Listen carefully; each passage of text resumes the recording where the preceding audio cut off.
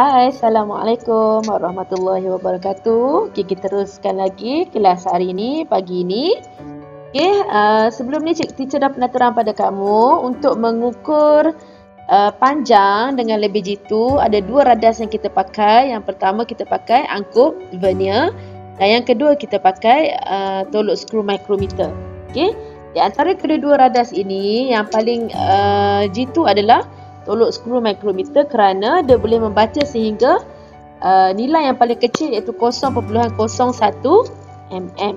Okey, walau bagaimanapun ada juga radas yang lebih jitu daripada kedua-dua radas tersebut, iaitu dengan menggunakan angkub vernier digital dan tolok skru micrometer digital. Digital tu maksudnya apa? Digital tu maksudnya bila kita letak kita buat pengukuran, so nilainya dah tertera dekat kawasan bacaan ini. Maksudnya tak perlulah kita baca secara manual. So itu namanya digital. Sama juga seperti tolok skru micrometer. So bacaannya lebih jitu. Tapi kalau kita guna yang manual, antara kedua radas ini tolok skru micrometer adalah yang paling jitu. Tapi kalau kita ada option lain iaitu digital, so digital tu adalah lebih jitu berbanding yang secara manual. Okay. Alright, next one. Untuk menyukat jisim, kita ada penimbang ataupun neraca. Kalau sebelum ni teacher dah terang pada kamu, ada 3 jenis neraca yang kita pakai, iaitu neraca 3 alur, neraca tuas dan satu lagi neraca elektronik. So antara ketiga ini, neraca elektronik yang paling jitu, di mana dia merupakan penimbang digital. Maksudnya letak, kamu boleh nampak terus bacaannya. Okay. Penimbang digital mengukur bacaan jisim dengan lebih tepat dan jitu kerana bacaannya dah tertera di kawasan ini. Okay, kat mana selalu kamu nampak alat penimbang ni? Cikgu tahu dah kalau kamu pergi kedai runcit, so kamu akan nampak alat penimbang ini. Okay? Alright, next one is menyukat masa. Okay? Pernah tengok radas ni? Okay, ini namanya adalah jam randik. Tapi secara manualnya dia ada jarum tu, itu manual. Okay, tapi kalau nak dapat yang lebih jitu, so kita boleh pakai jam randik digital. Bacaannya lebih tepat daripada jam randik biasa. Kerana dia boleh mengukur sehingga 0.01 saat. Contohnya, jam randik digital dia boleh baca 2.72 saat. So itu contoh. Tapi kalau jam randik biasa dia hanya boleh baca 2.7 saat saja, 1 titik perpuluhan. So, yang paling jitu adalah digital jam randik. Okay, next is menyukat suhu. Okay, untuk menyukat suhu, yang ini adalah termometer makmal ke termometer klinik. So ini adalah termometer klinik. Termometer klinik digunakan untuk mengukur suhu badan kita. Okay? Dan termometer digital maksudnya keluar nombor terus, dapat memberikan bacaan suhu dengan lebih tepat dan jitu kerana dia boleh baca sehingga 0.1 darjah Celsius. Okay, maksudnya dia boleh baca 36.7 darjah Celsius. Jadi 1 titik perpuluhan. Tapi kalau kita guna yang di dalam yang manual tu, dia bacaannya kurang tepat berbanding termometer digital. Okay, next one is menyukat arus elektrik. Kita menggunakan ammeter. Ammeter digital juga. Okay, kerana dia boleh membaca arus elektrik sehingga 0.01 ampere. Okay, daripada apa yang teacher terangkan tadi ni, kalau kamu dah belajar sebelum-sebelum ni untuk menyukat panjang, jisim, suhu, masa dan arus elektrik, kalau dia menggunakan secara manual, radas tersebut adalah bacaannya kurang jitu, kurang tepat. Tetapi sekiranya kita menggunakan radas yang digital, okay, maksudnya nombor dia dah keluar terus. So itu adalah radas yang lebih tepat berbanding yang manual. Okay? Termometer digital, ammeter digital, penimbang digital, tolok skru micrometer digital, angkub vernier digital, okay? Jam randik digital. So semua yang digital itu adalah radas yang lebih jitu. Bacaannya lebih jitu. Okey, sekarang saya terang pula jenis-jenis ralat. Okey, ada 2 jenis ralat. Yang pertama adalah ralat sistematik. Okey. Dan yang kedua adalah ralat rawak. Okey. Teacher dah pernah dedahkan pada kamu tentang ralat sifar, betul tak? Okey, ralat sifar yang ada pada angkut vernier dan juga tolok skru micrometer.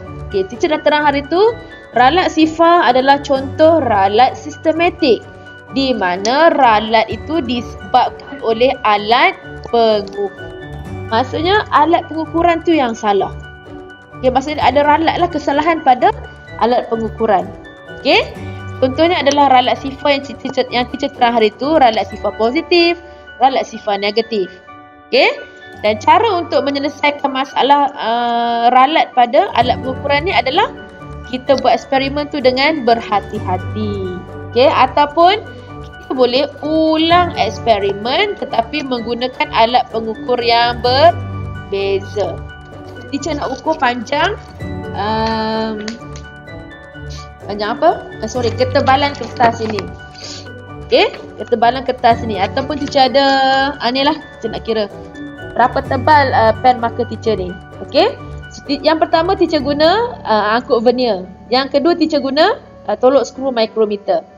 Okey, so kita nak ukur panjang tetapi kita nak ukur diameter ni, tetapi kita guna alat yang berbeza-beza supaya kesalahan pada radas tersebut tidak memberi masalah pada kita. Okey, so itu adalah ralat sistematik, itu ralat sifar. Kesalahan pada alat pengukur. Tapi kalau ralat rawak, okey, siapa yang salah? Ni orang yang membuat pengukuran, pemerhati. Salah. Okey, kalau Khairin yang ambil bacaan, so Khairin yang salah. Okey, kalau cikgu teacher yang ambil bacaan, teacher yang salah.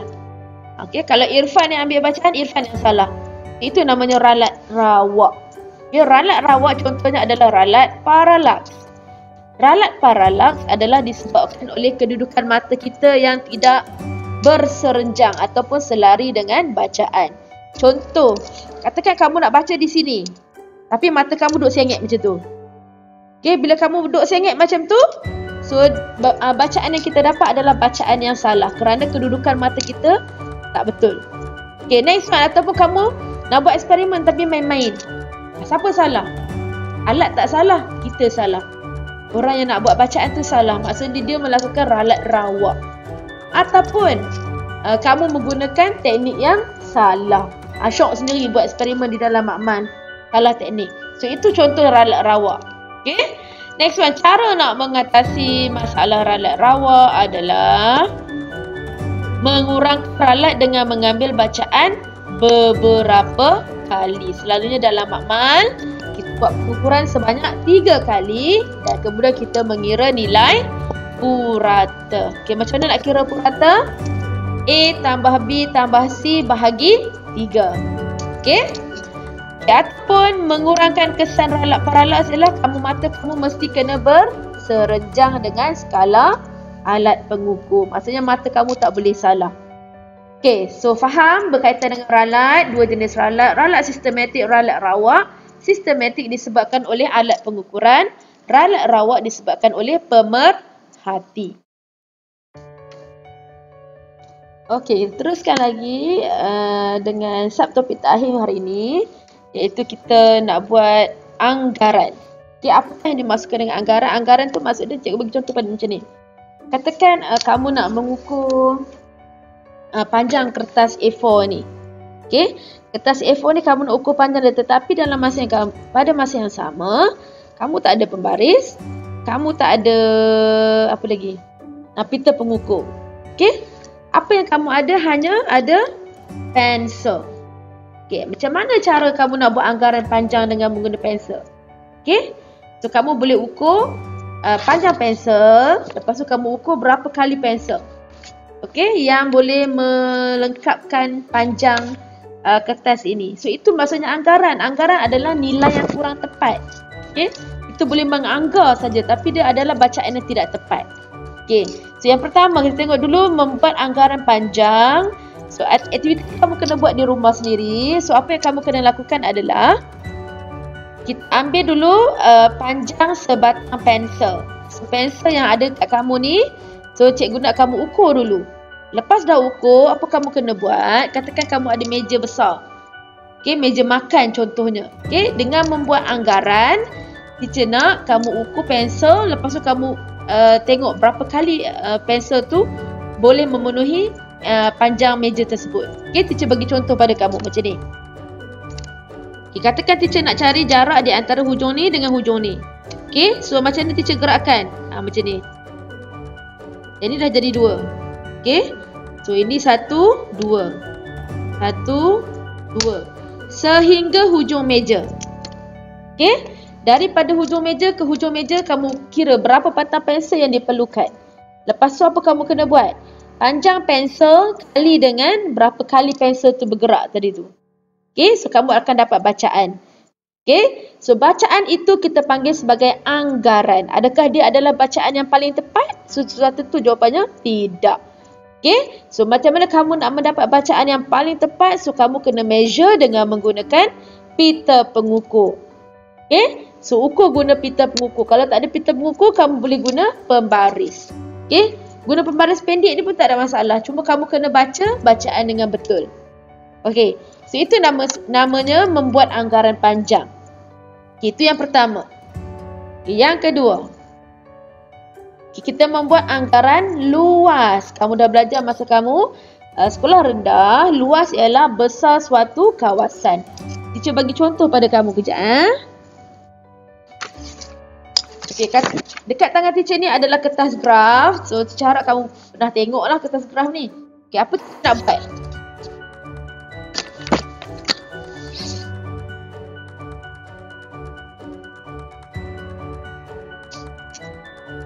Okay, teacher lukis rajah segi 4 sama. Segi 4 sama. Okay, katakan jarak di antara tinggi segi 4 sama ni adalah 5 cm. Okay, dan lebarnya juga adalah 5 cm. So macam ni. Nampak tak? Okay. So this one, 5 cm lebar, 5 cm tinggi. Macam mana kita nak mengukur keluasan segi 4 sama ni? Okay, guna rumus saja masa kamu belajar sekolah rendah. Luas sama dengan panjang kali lebar. So panjang dalam gambar rajah ini adalah 5 cm dan luasnya adalah 5 cm. So macam mana kamu nak buat? Okay, so nak kira luas segi 4 sama ni adalah 5 darab dengan 5. So dapat jawapan dia 25. Okey, ada berapa cm? 1 cm, ada 2 cm. Jadi cm kuasa 2. Yang ni kalau dalam sentimeter, kalau jawapannya dalam meter pun sama juga. Meter kuasa 2. So ini adalah luas untuk bentuk yang sekata. Okey, luas ada 2 jenis. Yang pertama bentuk sekata, yang kedua adalah bentuk tidak sekata. So ini adalah bentuk sekata. Okey. Untuk luas yang tidak sekata, contoh dalam gambar rajah ini, so apa yang kamu kena tandakan? Satu kotak yang lengkap dikira sebagai 1. Lebih daripada separuh yang lengkap dikira 1. Ataupun separuh yang lengkap juga dikira 1. Kurang daripada separuh, kotak tersebut tidak dikira sebagai luas. Okey. So seperti dalam gambar rajah ni, ini adalah contoh untuk objek yang tidak sekata, bentuk yang tidak sekata. Contohnya daun tersebut. Ataupun ini tugasan kamu. Teacher nak kamu tekap tapak tangan sendiri di atas kertas graf. Okey, lepas tu kira keluasan. Berapa luas tapak tangan kamu? Okey. So itu adalah keluasan bentuk sekata dan juga objek yang tidak sekata. Ada 2 jenis objek sekata, objek tidak sekata. Objek sekata segi 4, trapezium, bulatan, segitiga, so itu adalah bentuk sekata. Bentuk tidak sekata dia ada macam-macam jenis. Suka hati kamu nak lukis macam mana pun is okay. Alright, next one is untuk mengukur jisim. Jisim. Untuk ukur jisim, membuat anggaran jisim. Teacher bagi contoh pada kamu. Teacher sekarang ada textbook. Okay, so this is a textbook. Apa teacher buat? Teacher measure jisim textbook ini. Katakan textbook ni teacher dapat 500 gram. Okay, tetapi teacher gatai ni nak cari berapalah jisim untuk sehelai saja kertas ni. Apa teacher kena buat? Teacher nak kamu fikir. Okay, teacher ada berapa muka surat? Untuk 200 muka surat, jisimnya adalah 500 gram. Sekarang teacher nak sehelai saja. Sehelai ni. Okay, berapa jisim yang teacher akan dapat? So, apa teacher kena buat? 500. Ni 200 muka surat, maksudnya ada berapa line? Ada 100 helai. Jadi 500 gram bahagi dengan 100 helai. So, berapa jisim untuk satu? 5 gram. Adakah bacaan 5 gram itu adalah yang paling tepat? Sudah tentu jawapannya tidak tepat. Ini hanyalah anggaran sahaja. Okay, kulit ni tebal, isinya lagi nipis. Asal itu maksudnya anggaran sahaja. Bacaannya kurang tepat. Okay? Okay, ni teacher dah kira dah. Keluasan tapak tangan teacher. Okay, apa teacher kena buat macam tu? Okay, so ini adalah cara macam mana kita nak mengukur keluasan bagi objek berbentuk tidak sekata. Okay, so bermaksud satu kotak kecil itu nilainya adalah 1 cm kuasa 2. Okay, jadi berapa tik yang teacher tanda kat sini? Ada 116. Bermaksud 116 cm kuasa 2. Jadi anggaran keluasan tapak tangan teacher ni adalah 1.16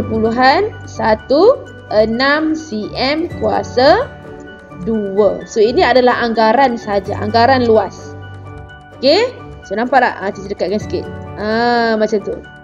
Okey, anggaran keluasan objek tidak sekata. Okey, untuk yang terakhir adalah membuat anggaran isi padu. Okey, sama macam luas tadi. Kalau luas tadi ada dua objek sekata dan objek tidak sekata. Sama juga seperti isi padu.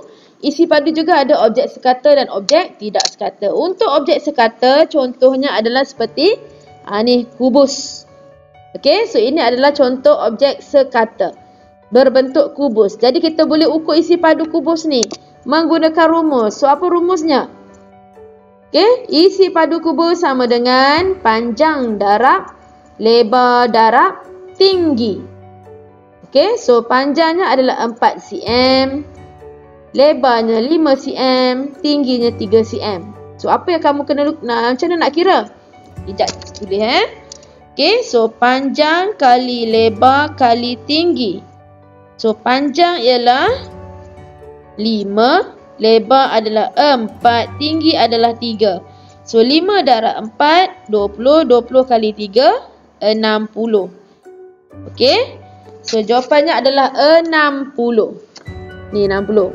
Tetapi kenapa cm kuasa 3? Sebab kita ada 3 cm. Okey, ni 1 cm. Mana dah? Ni 1 cm. So ini adalah 1 lagi cm. Dan another one is this one. 1 lagi cm. So ada berapa kali cm? 3 kali cm. Bila 3 kali cm, so cm kuasa 3. So ini adalah untuk objek sekata. Tetapi kalau untuk objek tidak sekata, contoh seperti batu macam ni. Macam mana nak kira isi padu batu ni? Dia tak ada bentuk. Nak kira panjang tak boleh, nak kira lebar tak boleh, nak kira tinggi tak boleh. So kita boleh menggunakan satu jenis kaedah yang kita panggil sebagai kaedah sesaran air. Okey, so macam mana rupanya kaedah sesaran air ni? Nanti teacher tunjukkan pada kamu. Juga untuk mengira isi padu guli. Okey, sama juga ambil bacaan isi padu awal, air 50 ml. Okey, lepas tu katakan teacher nak guna guli sebanyak berapa kamu nak? 5 saja. Okey, 5 ketul guli. So letak pelan-pelan dalam silinder penyukat ni. So kita letak yang pertama 1, 2, 3, 4 dan 5. Okey, so berapa isi padu? air dah naik. Kamu akan nampak bacaan dia akan naik. Dia akan jadi, cuba baca. Dia akan jadi 60. Okey, berapa? Isi padu 5 biji guli. So, isi padu akhir tolak isi padu awal, iaitu 60 cm kuasa 3 tolak dengan 50 cm kuasa 3. So, kamu akan dapat 10 cm kuasa 3. 10 cm kuasa 3 tu untuk berapa biji guli? Untuk 5 biji guli. Sekarang soalan teacher. Kalau teacher nak cari isi padu sebiji guli, apa teacher kena buat? Okey, so 10 cm kuasa 3 bahagi dengan 5 ketul guli, 5 biji guli. So kamu akan dapat untuk sebiji guli 10 bahagi 5, kamu akan dapat dia hanya ada 2 cm kuasa 3. So itu adalah anggaran isi padu untuk sebiji guli. Okey, ini adalah kaedah sesaran air. Apa yang kita nak buat? Okey, yang pertama teacher ada silinder penyukat. Teacher dah ukur isi padu awal. Okey, isi padu awal sebanyak 50 cm. 50 cm kuasa 3. Okey, ataupun 50 ml. So ini adalah bacaan isi padu air awal. Okay, lepas tu teacher nak buat apa? Teacher ikat batu yang teacher nak kira isi padu tadi tu dengan tali. So apa teacher buat? Perhatikan. Teacher masuk pelan-pelan. Okey, apa yang kamu nampak pada aras air? Allahu Akbar kabirum. Apa awak akan nampak pada aras air? Okey, aras air akan meningkat. Okey, so kita baca berapa isi padu air akhir? 50, 1, 2, 3. Okey, isi padu akhir adalah 53 cm kuasa 3. So macam mana kita nak kira isi padu batu saja? Okey, saya nak kira isi padu batu saja. So isi padu batu ialah isi padu akhir tolak dengan isi padu awal air. Okey, so akhir tadi kita dapat 53. So yang kedua yang first tadi kita dapat 50 ml. So 53 tolak dengan 50. So berapa isi padu batu yang ada di dalam ni? Isi padunya adalah 3 cm kuasa 3. So itu adalah anggaran untuk mengira berapa isi padu batu.